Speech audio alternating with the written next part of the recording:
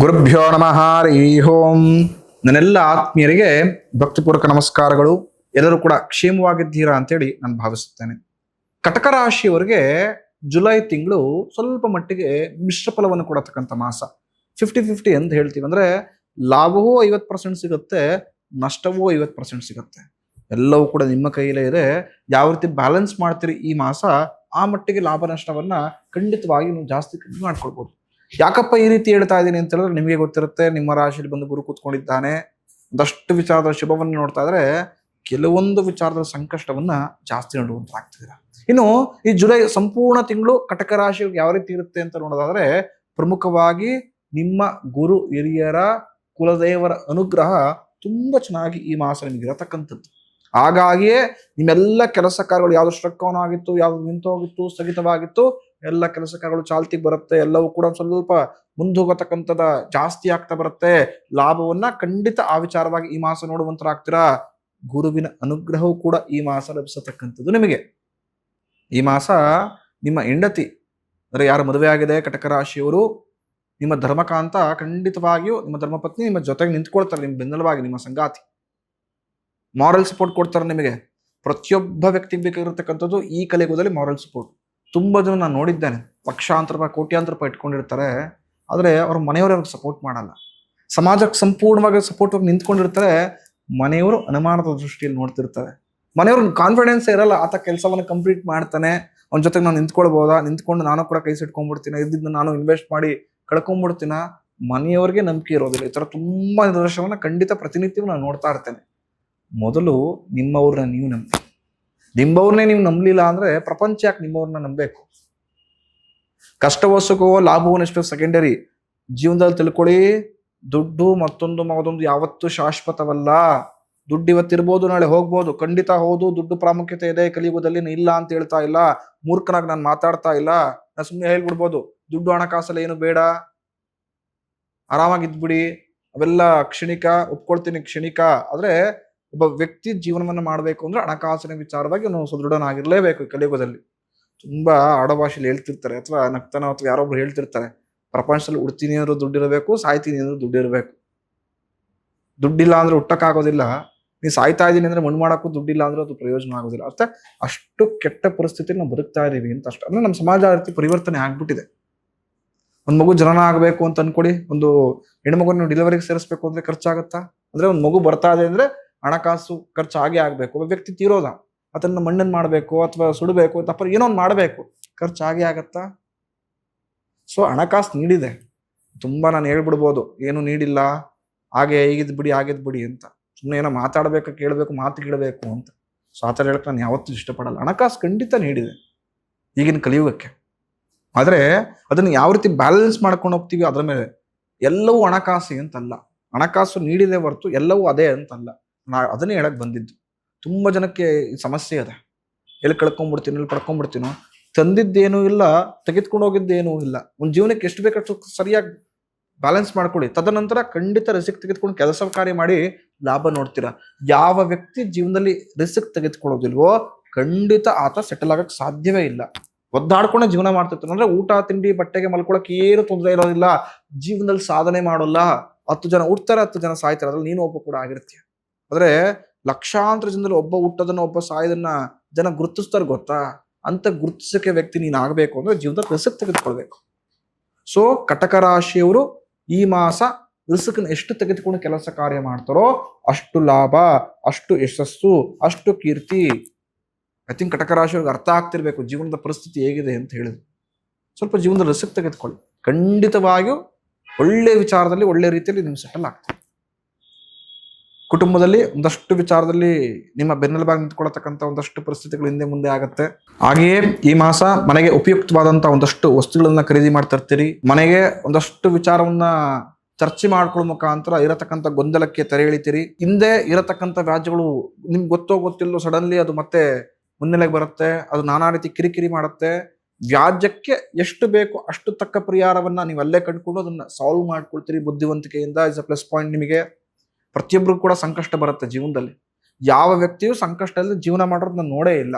ಆದ್ರೆ ವಿಚಲಿತನ ಆಗ್ಬಾರ್ದು. ಅದನ್ನ ಬುದ್ಧಿವಂತಿಕೆಯಿಂದ ಯಾವ ರೀತಿ ನಾನು ಸ್ವಲ್ಪ ಚಾಕುಚಕ್ಯತೆಯಿಂದ ಬಗೆಹರಿಸ್ಕೊಳ್ಬಹುದು, ಯಾವ ರೀತಿ ಅದರಿಂದ ಹೊರಗಡೆ ಬರ್ಬೋದು ಅಂತ ಯೋಚನೆ ಮಾಡಿ ಮುಂದಕ್ಕೆ ಹೋದ್ರೆ ಖಂಡಿತ ಲಾಭ ಯಶಸ್ಸು ನಿಮ್ದು ಹಾಗೆ ಆಗಿರುತ್ತೆ. ಸೊ ಅದು ಆ ವಿಚಾರದ ಕನ್ಫ್ಯೂಸೇ ಬೇಡ. ಖಂಡಿತವಾಗಿಯೂ ಅನಿರೀಕ್ಷಿತ ಬರತಕ್ಕಂಥ ಸವಾಲನ್ನ ತುಂಬಾ ಚಾಕುಚಕ್ಯತೆಯಿಂದ ಕ್ಲಿಯರ್ ಮಾಡ್ಕೊಳ್ಳುವಂತಾಗ್ತೀರಾ. ಅದು ನಿಮ್ಮ ತೇಜಸ್ಸನ್ನ ಕೀರ್ತಿಯನ್ನು ತುಂಬಾ ಜಾಸ್ತಿ ವೃದ್ಧಿ ಮಾಡುತ್ತೆ. ಅಂದ್ರೆ ಸಮಾಜದಲ್ಲಿನ ಜನ ನೋಡತಕ್ಕಂಥ ವೇನೆ ಚೇಂಜ್ ಆಗುತ್ತೆ. Is a plus point. ಮತ್ತೆ ನಿಮಗದು ಅಭಿವೃದ್ಧಿ ಪೂರ್ವಕವಾಗಿ ನೀವು ಮುನ್ನಡೆಯತಕ್ಕಂಥ ಎಲ್ಲ ಚಾನ್ಸಸ್ ಕೂಡ ಅಲ್ಲಿ ಗೋಚರ ಆಗತಕ್ಕಂಥದ್ದು. ಇನ್ನು ತುಂಬಾ ದಿನಗಳಿಂದ ಅನ್ಕೊಂಡಿರತಕ್ಕಂಥ ಕೆಲಸ ಕಾರ್ಯಗಳು ಯಾವುದು ಕಂಪ್ಲೀಟ್ ಆಗದೆ ಪ್ರತಿನಿತ್ಯ ಕೂಡ ಅದನ್ನೇ ಮಾಡ್ತಾ ಮತ್ತೆ ಒದ್ದಾಡ್ತಾ ನಿಧಾನ ಮುಂದುವರಿಸ್ಕೊಂಡು ಹೋಗ್ತಿರಲ್ಲ, ಆ ಕೆಲಸ ಕಾರ್ಯಗಳು ಜುಲೈ ತಿಂಗಳಲ್ಲಿ ಖಂಡಿತ ಕಟಕ ರಾಶಿಯವರಿಗೆ ಈಡೇರತಕ್ಕಂಥದ್ದಾಗತ್ತೆ. ಹೊಸ ವ್ಯಾಪಾರ ವ್ಯವಹಾರಗಳು ನಿಮ್ಮ ಕೈ ಬೀಸಿ ಕರೆಯುತ್ತೆ. ಆದರೆ ವ್ಯಾಪಾರ ವ್ಯವಹಾರಕ್ಕೆ ಇನ್ವೆಸ್ಟ್ ಮಾಡಬೇಕಾದ್ರೆ ಯಾರೊಂದಿಗೆ ವ್ಯವಹಾರವನ್ನು ಮಾಡ್ತಾ ಇದ್ದೀನಿ, ಮೊದಲೇ ಪಾರ್ಟ್ನರ್ಶಿಪ್ ಬಿಸ್ನೆಸ್ ಮಾಡ್ತಿರೋರಿಗೆ ಹೇಳ್ತಿರತಕ್ಕಂಥದ್ದು, ಅಥವಾ ಮಾಡಬೇಕು ಅಂತ ಮುನ್ನುಗ್ಗೋದವ್ರಿಗೆ ಹೇಳ್ತಿರತಕ್ಕಂಥ ಸಲಹೆ ಇದು. ಪಾರ್ಟ್ನರ್ಶಿಪ್ ಬಿಸ್ನೆಸ್ಗೆ ಹೋಗೋಕ್ಕಿಂತ ಮುಂಚೆ ಮೂರು ಬಾರಿ ಯೋಚನೆ ಮಾಡಿ ತದನಂತರವೇ ಬಿಸ್ನೆಸ್ಗೆ ಹೋಗತಕ್ಕಂಥದ್ದು. ಇಲ್ಲದಿದ್ದರೆ ಸಂಕಷ್ಟ ಖಂಡಿತವಾಗಿಯೂ ಜಾಸ್ತಿ ಮಟ್ಟಿಗೆ ನಿಮಗೆ ಈ ಮಾಸ ಕಾಡುವಂತಾಗತ್ತೆ. ಸ್ವಲ್ಪ ಮಟ್ಟಿಗೆ ತಲೆಬಿಸಿ ಆಗತ್ತೆ. ಆದರೂ ಕೂಡ ನಿಮ್ಮ ಬುದ್ಧಿವಂತಿಕೆಯಿಂದ ಎಲ್ಲವೂ ಕೂಡ ದೂರ ಮಾಡಿಕೊಂಡು ಮಾನಸಿಕವಾಗಿ ಶಾಂತಿಯನ್ನ ತಿಂಗಳ ಮಧ್ಯಭಾಗದ 15 to 30 ಏನ್ ಬರುತ್ತೆ ಜುಲೈ ತಿಂಗಳಲ್ಲಿ ಉತ್ತಮ ಅಂತ ಶಾಂತಿ ನೆಮ್ಮದಿಯನ್ನ ಖಂಡಿತ ಕಟಕ ರಾಶಿಯವರು ನೋಡುವಂತರಾಗ್ತೀರಾ. ಹಾಗೆ ಹೊಸ ಕೆಲಸಗಳಿಗೆ ಕೈ ಹಾಕಬೇಕು ಅಂತ ಉತ್ಸಾಹ ಖಂಡಿತವಾಗಿಯೂ ಕುರಿತೇಳಿ ಖಂಡಿತ ಈ ಮಾಸ ಒಂದಷ್ಟು ಜನರ ಸಹಾಯ ತೆಗೆದುಕೊಂಡು ಹೊಸ ಕೆಲಸಗಳಿಗೆ ಕೈ ಹಾಕ್ತೀರಿ. ಅದು ಲಾಭವಾಗಿ ಇನ್ನೂ ಒಂದಷ್ಟು ಕೆಲಸಗಳಿಗೆ ನಾನು ಕೈ ಹಾಕಬೇಕು, ಇನ್ನೂ ಅಭಿವೃದ್ಧಿ ಆಗಬೇಕು ಅಂತ ಪ್ರೋತ್ಸಾಹವನ್ನು ಕೊಡುತ್ತೆ. ಇನ್ನು ಕಟಕ ರಾಶಿಯವರಿಗೆ ಒಂದಷ್ಟು ಚಾಲೆಂಜಿಂಗ್ ತುಂಬಾ ಜಾಸ್ತಿ ಇರತಕ್ಕಂಥ ಮಾಸವಿದು. ಭಾವನಾತ್ಮಕವಾಗಿ ಯಾವುದೇ ನಿರ್ಧಾರಗಳನ್ನ ಕಟಕ ರಾಶಿಯವರು ಈ ಮಾಸ ತೆಗೆದುಕೊಳ್ಳತಕ್ಕಂಥದ್ದಲ್ಲ. Completely wrong. ಯಾವುದೇ ಭಾವನೆ ಇಟ್ಕೊಂಡು ಯಾವುದೇ ನಿರ್ಧಾರ ತೆಗೆದುಕೊಳ್ಬೇಡಿ. ವ್ಯವಹಾರ ಬೇರೆ, ಜೀವನ ಬೇರೆ. ಅಂದ್ರೆ ಭಾವನಾತ್ಮಕವಾಗಿ ಬದುಕತಕ್ಕಂಥ ಬದುಕೇ ಬೇರೆ, ನೀವು ಮಾಡತಕ್ಕಂಥ ಕೆಲಸ ಕಾರ್ಯ ವ್ಯಾಪಾರ ವ್ಯವಹಾರವೇ ಬೇರೆ. ಮಿಶ್ರಣವನ್ನು ಮಾಡಬೇಡಿ. ಯಾವ ವ್ಯಕ್ತಿ ಅವನ ಕೆಲಸ ಕಾರ್ಯವನ್ನ ಭಾವನಾತ್ಮಕ ನಿರ್ಧಾರ ತೆಗೆದುಕೊಳ್ತಾನೋ ಅಲ್ಲಿಂದನೇ ಆತನ ಲಾಸಸ್ಗಳು, ಅಲ್ಲಿಂದನೇ ಆತ ಡಿಪ್ರಿಷಿಯೇಟ್ ಆಗತಕ್ಕಂಥದ್ದು ಶುರು ಆಗತಕ್ಕಂಥದ್ದು. ಸೊ ಯಾವುದೇ ಕಾರಣಕ್ಕೂ ಯಾವುದೇ ರೀತಿಯ ತಪ್ಪು ನಿರ್ಧಾರಗಳನ್ನ ಭಾವನಾತ್ಮಕವಾಗಿ ಅಥವಾ ಸಂಬಂಧಿಕ, ಸ್ನೇಹಿತ, ಅಣ್ಣ ತಮ್ಮ ಸಹಾಯ ಮಾಡ್ಬೋಣ, ಸ್ನೇಹಿತ ಅವ್ನಿಗೊಂದು ಕೆಲಸ ಕೊಟ್ಬೋಣ, ನನ್ನ ಕಂಪ್ನಿನ ಒಂದು ಕೆಲಸ ಕೊಟ್ಬೋಣ, ಒಂದು ಕೆಲಸ ಮಾಡಲಿಲ್ಲ ಒಂದು ಪರವಾಗಿಲ್ಲ, ಒಂದಷ್ಟು ಸ್ಯಾಲ್ರಿ ಕೊಟ್ಟಿಟ್ಕೋಣ, ಈ ತರ ಮನಸ್ಥಿತಿ ಇದ್ರೆ ನಿಮಗೂ ಹಾಳು, ಕೊಟ್ಟಿರ್ತಕ್ಕಂಥ ವ್ಯಕ್ತಿ ಅವನಿಗೂ ಹಾಳು. ಎಷ್ಟು ವರ್ಷ ಅಂತ ಸಾಗಕ್ಕಾಗತ್ತೆ? ಅಷ್ಟು ಅಮೂಲ್ಯವಾದ ಸಮಯವನ್ನ ನಿಮ್ಮ ಕೈಯಾರ ನಿಮಗೆ ಕೊಲ್ತಿದ್ದೀರಿ ಅಂತ ಅರ್ಥ. ಅದು ನಿಮಗೂ ಲಾಸು, ಆ ವ್ಯಕ್ತಿಗೂ ಲಾಸು. ಈ ತರ ದೊಡ್ಡ ಕೆಲಸಗಳನ್ನ ಖಂಡಿತ ಯಾರು ಮಾಡ್ಕೊಳ್ಬೇಡಿ. ಈ ಮಾಸ ಹೇಗಾಗ್ಬಿಟ್ಟಿರುತ್ತೆ ನಿಮಗೆ ಅಂತ ಹೇಳಿದ್ರೆ ಡೂ ಆರ್ ಡೈ ಆ ಥರ ಒಂದಷ್ಟು ವಿಚಾರದಲ್ಲಿರುತ್ತೆ. ಯಾಕಪ್ಪ ಈ ಒಂದಷ್ಟು ವಿಚಾರದಲ್ಲಿ ಇರುತ್ತೆ ಅಂತ ಹೇಳಿದ್ರೆ ನಿಮ್ಮ ರಾಂಗ್ ಕಮಿಟ್ಮೆಂಟ್ಸ್. ಏನನ್ನೋ ಮಾಡಕ್ ಹೋಗಿ ಮತ್ತಿನ್ನೇನೋ ಮಾಡಿ, ಯಾರಿಗೇನೋ ಕನ್ವೆ ಮಾಡಕ್ ಹೋಗಿ ಮತ್ತಿನ್ನೇನೋ ಕನ್ವೆ ಮಾಡಿ ಸಿಗಾಕೊಂಡ್ಬಿಟ್ಟಿರ್ತದೆ ಕೆಲಸ ಕಾರ್ಯದಲ್ಲಿ. ಅದು ಹೇಗೆ ಬಂದು ನಿಂತ್ಕೊಂಡ್ಬಿಡುತ್ತೆ, ಈ ತಿಂಗಳೆಲ್ಲ ಕಂಪ್ಲೀಟ್ ಆಗ್ಬಿಡ್ಬೇಕು ಅಂತ ತುಂಬಾ ಒದ್ದಾಡ್ತು. ಕಂಪ್ಲೀಟ್ ಮಾಡ್ತೀರಿ, ಆದ್ರೆ ಹೋಗತಕ್ಕಂಥ ಪ್ರೋಸೆಸ್ಸು ತುಂಬಾ ಚೆನ್ನಾಗಿರೋದಿಲ್ಲ. ಎಲ್ಲ ಮಿಸ್ಅಪ್ ಮಾಡ್ಕೊಳ್ತೀರಿ, ಎಲ್ಲವೂ ಹಿಂದೆ ಗೋಜಲು ಮಾಡ್ಕೊಳ್ತೀರಿ, ಎಲ್ಲವೂ ಹಿಂದೆ ಮುಂದೆ ಮಾಡ್ಕೊಳ್ತೀರಿ. ಸೊ ಹಾಗಾಗಿ ಯಾವುದೇ ಈ ತರ ನಿರ್ಧಾರಗಳನ್ನು ತೆಗೆದುಕೊಳ್ಬೇಕಾದ್ರೆ 2 ಬಾರಿ ಯೋಚನೆ ಮಾಡಿ ತಾಳ್ಮೆಯಿಂದ ನಿರ್ಧಾರವನ್ನು ತೆಗೆದುಕೊಳ್ಳಿ. ಅತಿಯಾದ ಆತುರ ಖಂಡಿತ ಸಂಕಷ್ಟವನ್ನು ತಂದುಕೊಡುತ್ತೆ. ಜನರೊಂದಿಗೆ ವಾದ ವಿವಾದಗಳು ಬೇಡ. ಎಷ್ಟೋ ಸರಿ ಸೋತ್ಬಿಡ್ಬೇಕಂತೆ ಕೆಲವೊಂದು ವಿಚಾರದಲ್ಲಿ. ಯಾವ ವ್ಯಕ್ತಿ ವಾದಗಳಲ್ಲಿ ಸೋಲ್ತಾನೋ ಭವಿಷ್ಯದಲ್ಲಿ ಗೆಲ್ತಾನೋ. ಒಬ್ಬ ವ್ಯಕ್ತಿ ನಿನ್ ಮುಂದೆ ಕೂತಿರತಕ್ಕಂಥದ್ದು ತೂಕವಾಗಿರತಕ್ಕಂಥ ವ್ಯಕ್ತಿ ಅಂದ್ರೆ ಜ್ಞಾನದಲ್ಲಿ ಅವ್ರು ಮಾತಾಡತಕ್ಕಂಥ ತುಂಬಾ ಸರಿ ಇದೆ, ನಾಲೆಜಬಲ್ ಪರ್ಸನ್ ಅಂದ್ರೆ ವಾದ ಮಾಡಿ ಒಂದಷ್ಟು ನೀವು ತಿಳ್ಕೊಳ್ತೀರಿ. ಕೆಲವರು ತುಂಬಾ ನೋಡ್ತೀನಿ ಏನು ಗೊತ್ತೇ ಇರೋದಿಲ್ಲ, ಸುಮ್ಮನೆ ವಾದಿಸ್ತಾರೆ ನಮ್ದೇ ಸರಿ ಅಂತ, ಏನೋ ಸಾಧಿಸ್ಬಿಡ್ಬೇಕು ಅಂತ. ನೀವು 50 ಪ್ರಶ್ನೆಗಳು ಕೇಳಿದ್ರು ಅವ್ನು ಏನೋ ಉತ್ತರ ಕೊಡ್ತಾನೆ, ಅಥವಾ ಅವ್ನು ಕೇಳತಕ್ಕಂಥ ಪ್ರಶ್ನೆ ನೀವು ಉತ್ತರ ಕೊಟ್ಟರೆ ಅವ್ನು ಸ್ವೀಕರಿಸೋದಿಲ್ಲ. ಮತ್ತೆ ಯಾಕೆ ಚರ್ಚೆ? ಆರೋಗ್ಯ ಆಳು, ಸಮಯ ಆಳು, ಎನರ್ಜಿ ಆಳು. ಸೊ ಇಂಥ ಒಂದಷ್ಟು ಕೆಲಸಗಳಿಗೆ ಖಂಡಿತ ಸಾಹಸಕ್ಕೆ ಕೈ ಹಾಕ್ಬೇಡಿ. ಸಾಹಸ ಮಾಡಿದ್ರೆ ಯಾವ್ದು ಮಾಡಿ ಗೊತ್ತಾ? ಕೆಲಸದಲ್ಲಿ ಸಾಹಸ ಮಾಡಿ. ಅದು ನಿಮ್ಗೆ ಒಳ್ಳೆ ಲಾಭ ಕೊಡುತ್ತೆ, ಅಭಿವೃದ್ಧಿ ಕೊಡುತ್ತೆ, ಒಳ್ಳೆ ನೇಮ ಫ್ರೇಮ್ ತಂದು ಕೊಡುತ್ತೆ. ಅದು ಭವಿಷ್ಯದಲ್ಲಿ ಖಂಡಿತ ನಿಮ್ಗೊಂದು ಆಸರೆ ಆಗತ್ತೆ. ಹಾಗಾಗಿ ಅನ್ಯತಃ ಯಾರೊಂದಿಗೂ ಚರ್ಚೆ ವಾಗ್ವಾದ ಬೇಡ. ದುಂದು ವೆಚ್ಚಗಳನ್ನ ಮಾಡತಕ್ಕಂಥದ್ದು ಜಾಸ್ತಿ ಇರುತ್ತೆ ಮಾಸ. ಖರ್ಚು ವೆಚ್ಚ ಜಾಸ್ತಿ. ಅದನ್ನ ತಗೊಂಬೋಣ, ಇದನ್ನ ತಗೊಂಬೋಣ, ಮನೆಗೆ ಅದಿದ್ರೆ ಚೆನ್ನಾಗಿರುತ್ತೆ, ಇದಿದ್ರೆ ಚೆನ್ನಾಗಿರುತ್ತೆ. ಸೊ ಯಾವುದೇ ರೀತಿಯ ದುಂದು ವೆಚ್ಚಗಳನ್ನ ಮಾಡ್ಕೊಳ್ಳೋದು ಬೇಡ. ಯಾವುದೇ ಖರೀದಿಯನ್ನು ಮಾಡಬೇಕು ಅಂತಿದ್ರು ಕೂಡ ಪ್ಲಾನ್ ಮಾಡಿ. ಸೊ ಇಲ್ಲ ಅಂದ್ರೆ ಫಿನಾನ್ಷಿಯಲಿ ಬ್ಲಾಕೇಜ್ ಆಗತಕ್ಕಂಥದ್ದು ಖಂಡಿತವಾಗಿರುತ್ತೆ. ಎಷ್ಟೋ ಬಾರಿ ನೀವು ತೆಗೆದುಕೊಳ್ಳತಕ್ಕಂಥ ಕೆಲವು ನಿರ್ಧಾರಗಳು ನಿಮ್ಮನ್ನ ಸಂಕಷ್ಟದಲ್ಲಿ ಸಿಗಾಕುವಂತೆ ಮಾಡುತ್ತೆ. Wrong decisions.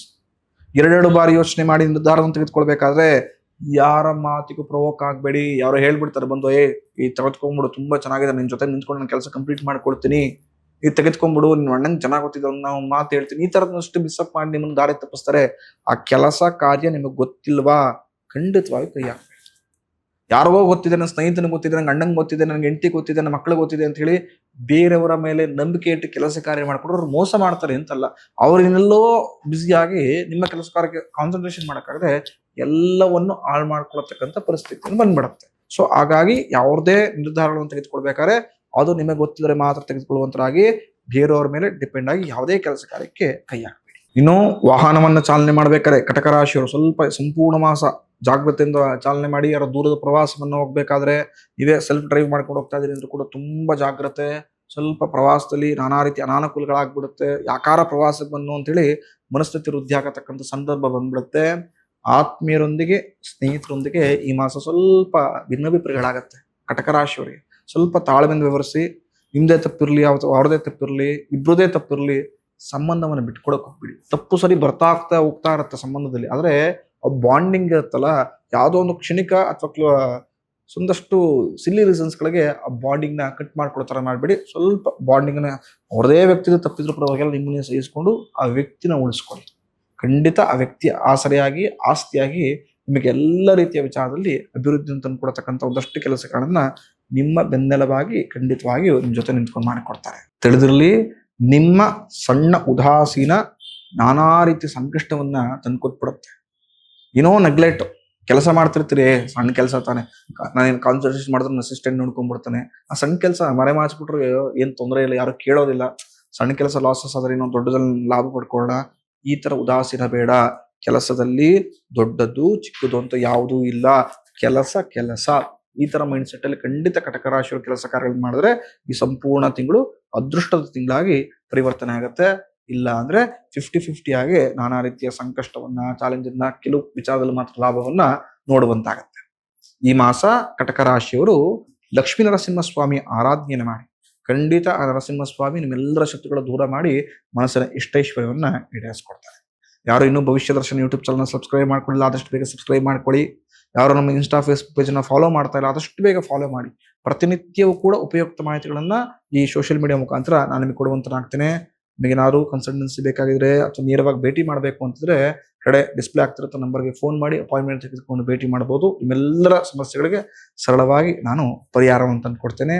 ಭಗವಂತ ಒಳ್ಳೇದ್ ಮಾಡ್ಲಿ ಅಂತ ಕೇಳ್ಕೊಳ್ತೇನೆ. ಶುಭವಾಸ್ತು.